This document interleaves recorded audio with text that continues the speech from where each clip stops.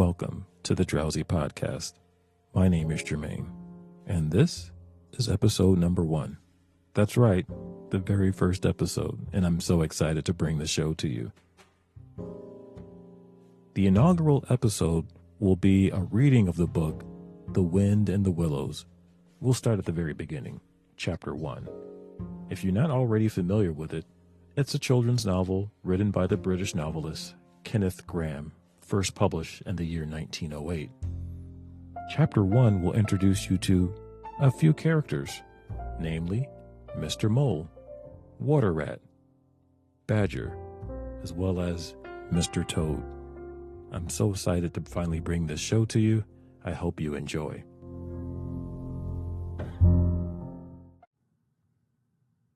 Chapter 1. The Riverbank.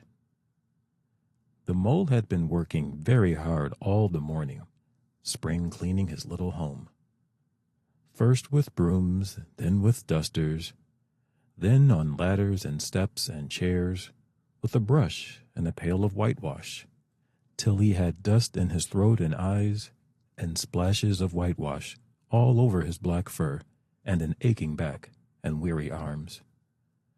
Spring was moving in the air above and in the earth below and around him, penetrating even his dark and lowly little house with its spirit of divine discontent and longing. It was small wonder, then, that he suddenly flung down his brush on the floor and said, "Bother," and "Oh, blow," and also, "Hang spring cleaning," and bolted out of the house without even waiting to put on his coat. Something up above was calling him imperiously, and he made for the steep little tunnel which answered in his case to the gravelled carriage drive owned by animals whose residences are nearer to the sun and air. So he scraped and scratched and scrabbled and scrooged, and then he scrooged again and scrabbled and scratched and scraped, working busily with his little paws and muttering to himself, up we go, till at last, pop, his snout came out into the sunlight, and he found himself rolling in the warm grass of a great meadow. "This is fine," he said to himself. "This is better than whitewashing." The sunshine struck hot on his fur, soft breezes caressed his heated brow, and after the seclusion of the cellarage he had lived in so long, the carol of happy birds fell on his dulled hearing almost like a shout. Jumping off all his 4 legs at once, in the joy of living and the delight of spring without its cleaning, he pursued his way across the meadow till he reached the hedge on the further side. "Hold up," said an elderly rabbit at the gap. "6 pence for the privilege of passing by the private road." He was bowled over in an instant by the impatient and contemptuous mole, who trotted along the side of the hedge, chaffing the other rabbits as they peeped hurriedly from their holes to see what the row was about. onion sauce," he remarked jeeringly, and was gone before they could think of a thoroughly satisfactory reply. Then they all started grumbling at each other. "How stupid you are! Why didn't you tell him? Well, why didn't you say? You might have reminded him," and so on in the usual way. But of course, it was then much too late, as is always the case. It all seemed too good to be true. Hither and thither through the meadows he rambled busily, along the hedgerows, across the copses, finding everywhere birds building, flowers budding, leaves thrusting, everything happy and progressive and occupied. And instead of having an uneasy conscience pricking him and whispering, "Whitewash," he somehow could only feel how jolly it was to be the only idle dog among all these busy citizens. After all, the best part of a holiday is perhaps not so much to be resting yourself as to see all the other fellows busy working. He thought his happiness was complete when, as he meandered aimlessly along, suddenly he stood by the edge of a full-fed river. Never in his life had he seen a river before. This sleek, sinuous, full-bodied animal, chasing and chuckling, gripping things with a gurgle and leaving them with a laugh, to fling itself on fresh playmates that shook themselves free and were caught and held again. All was a shake and a shiver, glints and gleams and sparkles, rustle and swirl, chatter and bubble. The mole was bewitched, entranced, fascinated. By the side of the river he trotted as one trots, when, very small, by the side of a man who holds one spellbound by exciting stories. And when tired at last, he sat on the bank, while the river still chattered on to him, a babbling procession of the best stories in the world, sent from the heart of the earth to be told at last to the insatiable sea. As he sat on the grass and looked across the river, a dark hole in the bank opposite, just above the river's edge, caught his eye, and dreamily he fell to considering what a nice, snug dwelling place it would make for an animal with few wants and fond of a bayou riverside residence, above flood level and remote from noise and dust. As he gazed, something bright and small seemed to twinkle down in the heart of it, vanished, then twinkled once more like a tiny star. But it could hardly be a star in such an unlikely situation, and it was too glittering and small for a glowworm. Then, as he looked, it winked at him, and so declared itself to be an eye, and a small face began gradually to grow up around it, like a frame round a picture.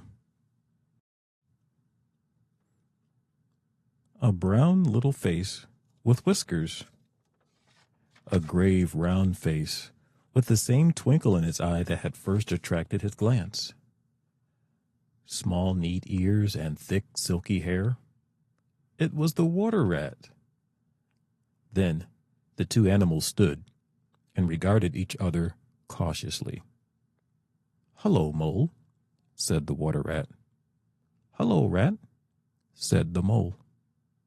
"Would you like to come over?" inquired the rat presently. "Oh, it's all very well to talk," said the mole, rather pettishly, he being new to a river and riverside life and its ways. The rat said nothing, but stooped and unfastened a rope and hauled on it, then lightly stepped into a little boat, which the mole had not observed. It was painted blue outside and white within, and was just the size for two animals. And the mole's whole heart went out at once, even though he did not yet fully understand its uses. The rat sculled smartly across and made fast. Then he held up his forepaw as the mole stepped gingerly down. "Lean on that," he said. "Now then, step lively." And the mole, to his surprise and rapture, found himself actually seated in the stern of a real boat. "This has been a wonderful day," said he, as the rat shoved off and took to the sculls again. "Do you know, I've never been in a boat before in all my life." "What?" cried the rat, open-mouthed. "Never been in a... You never... Well, What have you been doing then?" "Is it so nice as all that?" asked the mole shyly, though he was quite prepared to believe it as he leaned back in his seat and surveyed the cushions, the oars, the rowlocks, and all the fascinating fittings, and felt the boat sway lightly under him. "Nice? It's the only thing," said the water rat, solemnly as he leaned forward for his stroke. "Believe me, my young friend, there is nothing, absolutely nothing, half so much worth doing as simply messing about in boats. Simply messing," he went on dreamily, Messing about in boats. Messing. Look ahead, Rat, cried the mole suddenly. It was too late. The boat struck the bank full tilt. The dreamer, the joyous oarsman, lay on his back at the bottom of the boat with his heels in the air. Messing about in boats or with boats, the rat went on composedly, picking himself up with a pleasant laugh. In or out of 'em, it doesn't matter. Nothing seems really to matter. That's the charm of it. Whether you get away or whether you don't. Whether you arrive at your destination or whether you reach somewhere else. Or whether you never get anywhere at all. You're always busy, and you never do anything in particular. And when you've done it, there's always something else to do. And you can do it if you like, but you'd much better not. Look here, if you've really nothing else on hand this morning, supposing we drop down the river together and have a long day of it. The mole waggled his toes from sheer happiness, spread his chest with a sigh of full contentment, and leaned back blissfully into the soft cushions. What a day I'm having, he said. Let us start at once. Hold hard a minute, then, said the rat. He looped the painter through a ring in his landing stage, climbed up into his hole above, and after a short interval reappeared, staggering under a fat wicker luncheon basket. Shove that under your feet, he observed to the mole, as he passed it down into the boat. Then he untied the painter and took the sculls again. What's inside it? Asked the mole, wriggling with curiosity. There's cold chicken inside it, replied the rat briefly. Cold tongue, cold ham, cold beef, pickled gherkin salad, French rolls, croissantwiches, potted meat, ginger beer, lemonade, soda water. Oh, stop, stop, cried the mole in ecstasies. This is too much. Do you really think so? Inquired the rat seriously.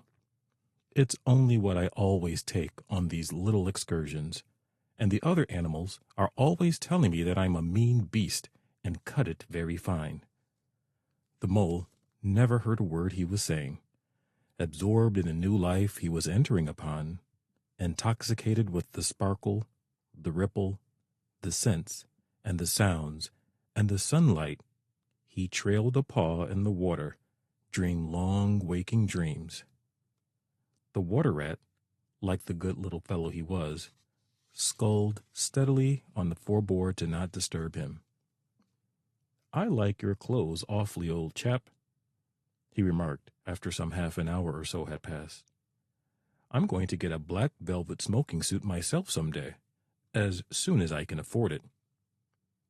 I beg your pardon, said the mole, pulling himself together with an effort. You must think me very rude, but all this is so new to me.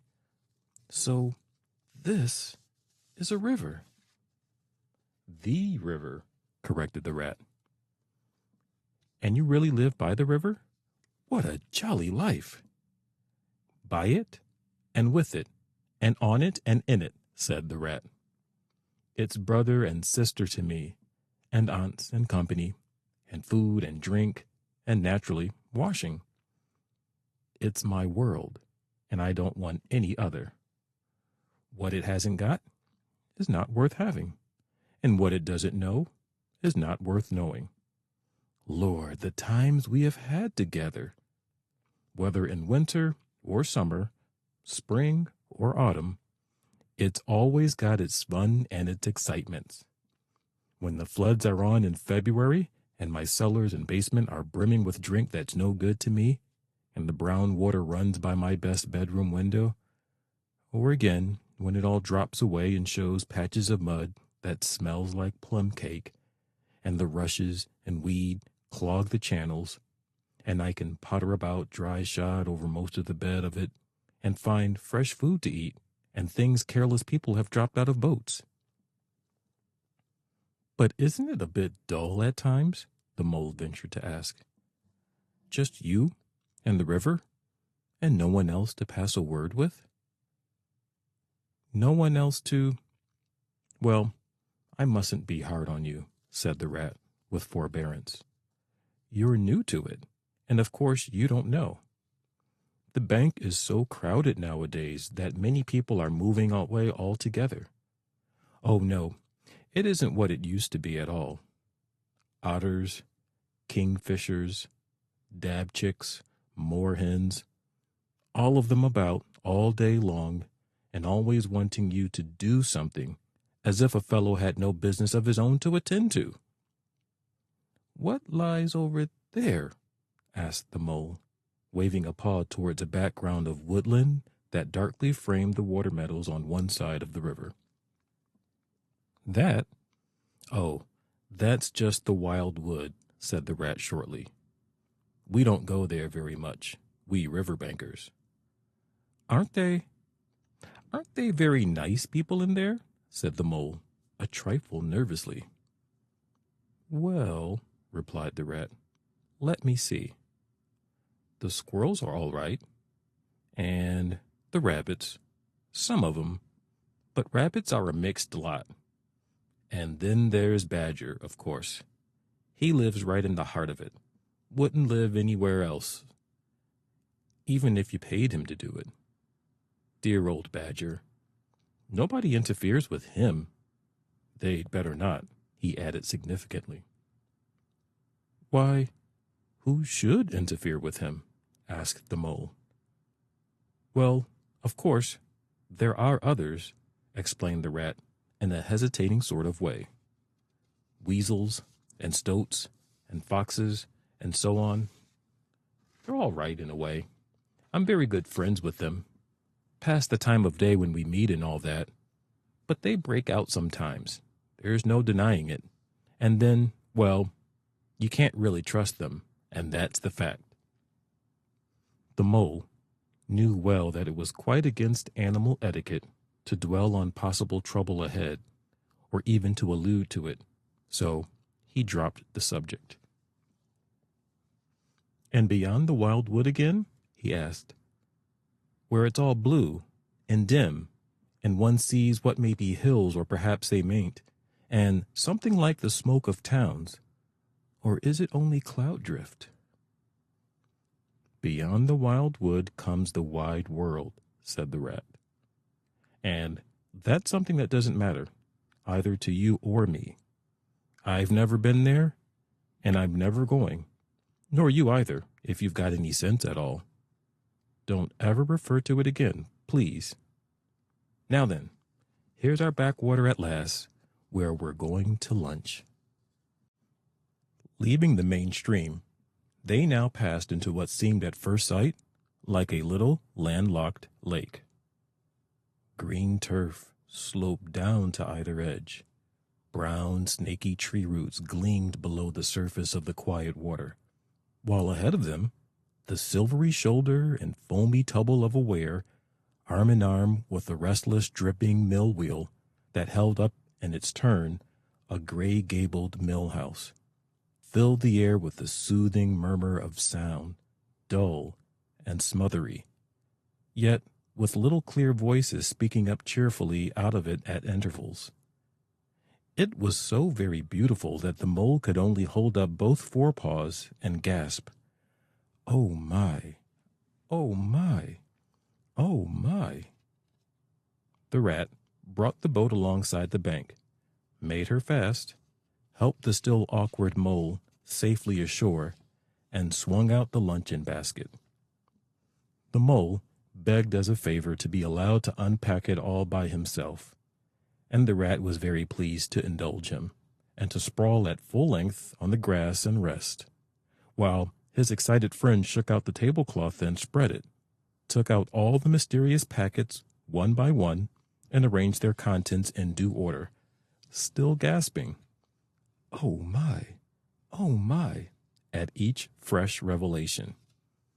When all was ready, the rat said, "Now, pitch in, old fellow," and the mole was indeed very glad to obey, for he had started his spring cleaning at a very early hour that morning, as people will do, and had not paused for bite or supper, and he had been through a very great deal since that distant time, which now seemed many days ago. "What are you looking at?" said the rat presently, when the edge of their hunger was somewhat dulled, and the mole's eyes were able to wander off the tablecloth a little. "I am looking," said the mole, "at a streak of bubbles that I see traveling along the surface of the water. That is a thing that strikes me as funny." "Bubbles? Oh," said the rat, and chirped cheerily in an inviting sort of way. A broad, glistening muzzle showed itself above the edge of the bank, and the otter hauled himself out and shook the water from his coat. "Greedy beggars," he observed, making for the provender. "Why didn't you invite me, Ratty?" "This was an impromptu affair," explained the rat. "By the way, my friend, Mr. Mole." "Proud, I'm sure," said the otter, and the two animals were friends forthwith. "Such a rumpus everywhere," continued the otter. "All the world seems out on the river today. I came up this backwater to try and get a moment's peace, and then stumble upon you fellows. At least, I beg pardon, I don't exactly mean that, you know." There was a rustle behind him. Proceeding from a hedge, wherein last year's leaves still clung thick, and a stripy head with high shoulders behind it peered forth on them. "Come on, old badger," shouted the rat. The badger trotted forward a pace or two, then grunted, Company," and turned his back and disappeared from view. "That's just the sort of fellow he is," observed the disappointed rat. "Simply hates society. Now, we shan't see him any more today. Well, tell us, who's out on the river?" "Toad's out, for one," replied the otter, "and his brand new wager boat. New togs, new everything." The two animals looked at each other and laughed. "Once it was nothing but sailing," said the rat. "Then he tired of that and took to punting. Nothing would please him but to punt all day and every day, and a nice mess he made of it. Last year it was houseboating, and we all had to go and stay with him in his houseboat and pretend we liked it. He was going to spend the rest of his life in a houseboat. It's all the same. Whatever he takes up, he gets tired of it and starts on something fresh." "Such a good fellow, too," remarked the otter reflectively. "But no stability, especially in a boat." From where they sat, they could get a glimpse of the main stream across the island that separated them, and just then a wager boat flashed into view. The rower, a short, stout figure, splashing badly and rolling a good deal, but working his hardest. The rat stood up and hailed him, but Toad, for it was he, shook his head and settled sternly to his work. "He'll be out of that boat in a minute if he rolls like that," said the rat, sitting down again. "Of course he will," chuckled the otter. "Did I ever tell you that good story about Toad and the lock keeper? It happened this way. Toad, an errant mayfly, swerved unsteadily athwart the current intoxicated fashion affected by young bloods of mayflies seeing life. A swirl of water and a cloop, and the mayfly was visible no more. Neither was the otter. The mole looked down. The voice was still in his ears, but the turf whereon he had sprawled was clearly vacant. Not an otter to be seen as far as the distant horizon. But again, there was a streak of bubbles on the surface of the river. The rat hummed a tune, and the mole recollected the animal etiquette forbade any sort of comment on the sudden disappearance of one's friends at any moment, for any reason, or no reason whatever. "Well, well," said the rat, "I suppose we ought to be moving." I wonder which of us had better pack the luncheon basket. He did not speak as if he was frightfully eager for the treat. Oh, please, let me, said the mole. So, of course, the rat let him. Packing the basket was not quite such pleasant work as unpacking the basket. It never is. But the mole was bent on enjoying everything, and although just when he had got the basket packed and strapped up tightly, he saw a plate staring up at him from the grass. And when the job had been done again, the rat pointed out a fork, which anybody ought to have seen. And last of all, behold, the mustard pot, which he had been sitting on without knowing it. Still, somehow, the thing got finished at last, without much loss of temper. The afternoon sun was getting low as the rat sculled gently homewards in a dreamy mood, murmuring poetry things over to himself and not paying much attention to Mole. But the mole was very full of lunch and self-satisfaction and pride, and already quite at home in the boat, so he thought, and was getting a bit restless besides. And presently he said, Ratty, please, I want to row now. The rat shook his head with a smile. Not yet, my young friend, he said. Wait till you've had a few lessons. It's not so easy as it looks. The mole was quiet for a minute or two, but he began to feel more and more jealous of Rat, sculling so strongly and so easily along, and his pride began to whisper that he could do it every bit as well. He jumped up and seized the sculls so suddenly that the rat, who was gazing out over the water and saying more poetry things to himself, was taken by surprise and fell backwards off his seat, with his legs in the air for the second time, while the triumphant mole took his place and grabbed the sculls with entire confidence. Stop it, you silly, cried the rat from the bottom of the boat. You can't do it. You'll have us over. The mole flung his sculls back with a flourish and made a great dig at the water. He missed the surface altogether. His legs flew up above his head, and he found himself lying on top of the prostrate rat. Greatly alarmed, he made a grab at the side of the boat, and the next moment, sploosh! Over went the boat, and he found himself struggling in the water. Oh my, how cold the water was, and oh, how very wet it felt. How it sang in his ears as he went down, down, down. How bright and welcome the sun looked as he rose to the surface, coughing and spluttering. How black was his despair when he felt himself sinking again. Then a firm paw gripped him by the back of his neck. It was the rat, and he was evidently laughing. The mole could feel him laughing, right down his arm and through his paw and into the mole's neck. The rat got hold of a skull and shoved it under the mole's arm.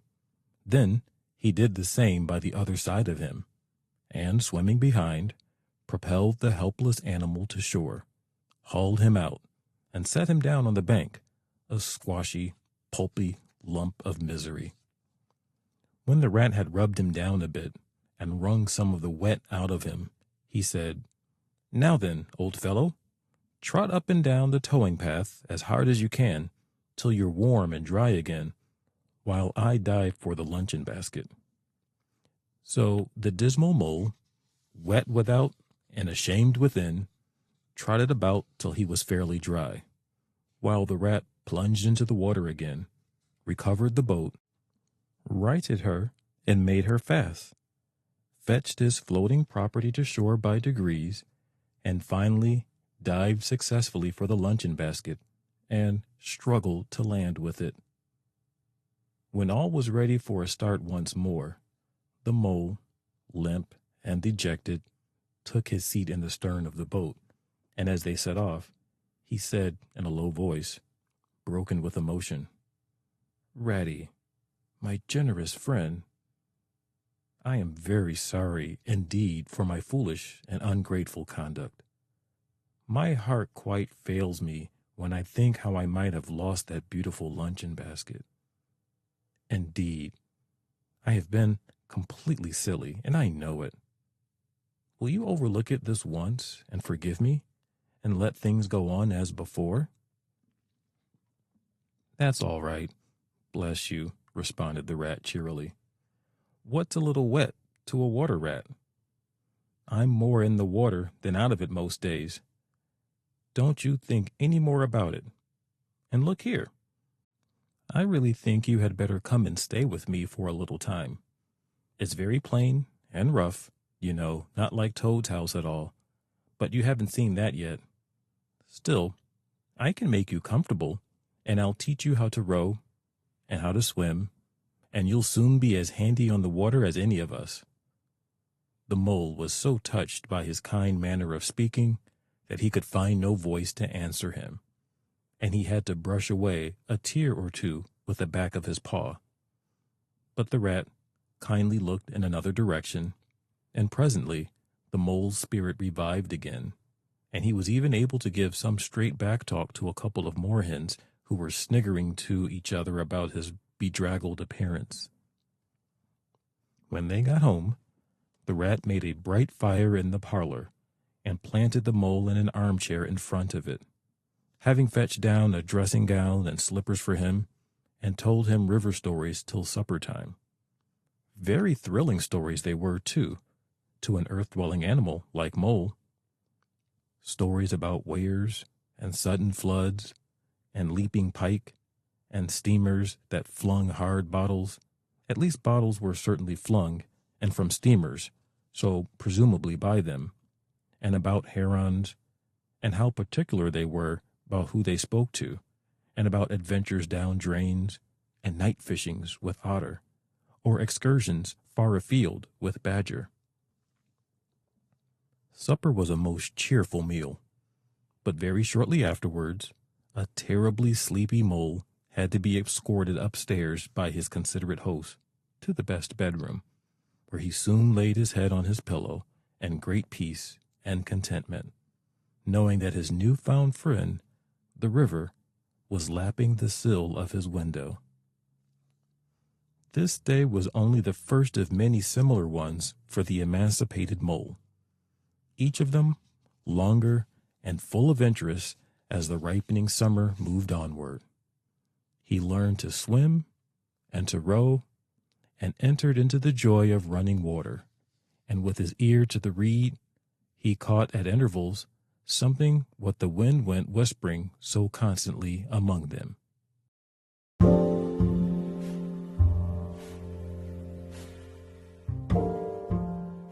And this concludes Chapter 1. Thank you for joining me. In our next episode, we'll read Chapter 2. My name is Jermaine, and this is the Drowsy Podcast. Good night.